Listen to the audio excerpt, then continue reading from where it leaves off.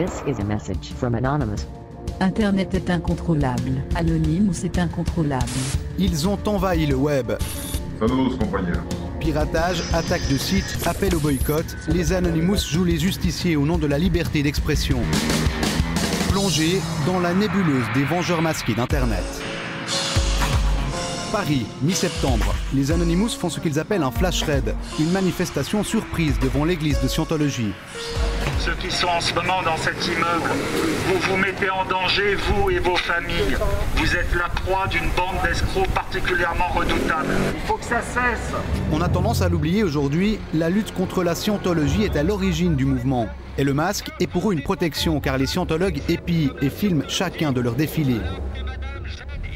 Parmi les manifestants ce jour-là, Vicious, l'un des membres influents du mouvement francophone. Il accepte de nous recevoir en tête-à-tête. Anonymous est un collectif de citoyens. Anonymous est particulièrement engagé contre les dictatures, les lois liberticides et justement les abus sectaires tels que la scientologie notamment. On ne vole de l'argent à personne, on ne vole des biens à personne.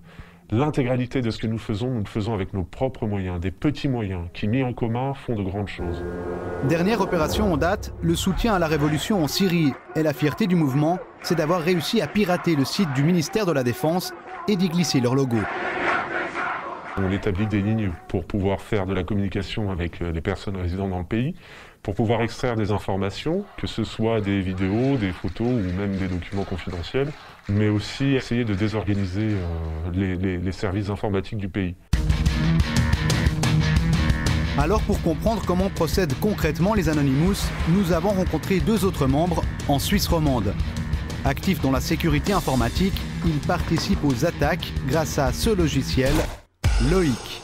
Un programme qui permet à un ordinateur d'effectuer simultanément des milliers de connexions pour bloquer un site web.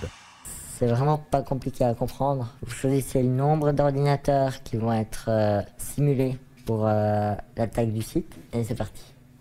Ces ordinateurs se connectent, déconnectent, envoient des requêtes au site internet ciblé à une vitesse incroyable et plus on a de ces ordinateurs virtuels qui font ça, plus l'attaque va être puissante.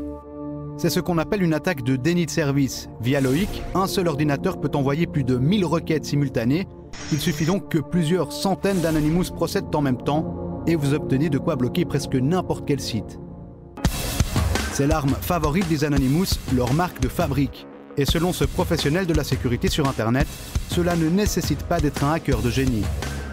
Lancer un déni de service, comme ça a été fait à de nombreuses reprises, c'est quelque chose qui techniquement ne demande pas forcément de grandes compétences, mais qui demande d'être nombreux et bien organisés. Et puis c'est le cas d'Anonymous.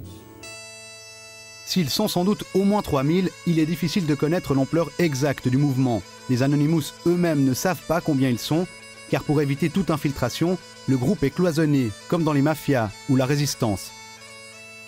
Entre Anonymous, on a des règles qui est de ne pas tous se connaître, pas plus que 3 ou 4 personnes de contact, visuelles ou par téléphone ou par des réseaux de communication.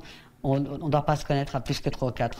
Une prudence extrême, car les Anonymous s'exposent à des sanctions pénales. On est conscient qu'à tout moment, si on ne fait pas attention, on peut subir la pression de la police qui peut venir à notre porte. Il y a des perquisitions. Personnellement, voilà, j'espère ne pas me faire arrêter. Maintenant, si ça arrivait, j'ai pleinement conscience que c'est un risque que je cours. Depuis quelques semaines, la rumeur circule qu'Anonymous attaquerait Facebook le 5 novembre pour non-respect de la protection des données. Facebook has been selling information to government agencies. Est-ce qu'ils auraient la capacité de paralyser Facebook? Probablement. Ils ont déjà paralysé des sites de grande envergure comme PostFinance. Même si Facebook, on est sur un niveau bien supérieur, ils auraient probablement la capacité de paralyser partiellement, en tout cas, Facebook. Un projet contre Facebook démenti par les membres que nous avons rencontrés. En 3 ans, les Anonymous ont acquis une capacité de nuisance considérable. Mais leur nombre croissant pourrait aussi conduire à leur perte, car entre sous-groupes et désaccords internes, il devient parfois difficile d'identifier l'objectif de leur combat.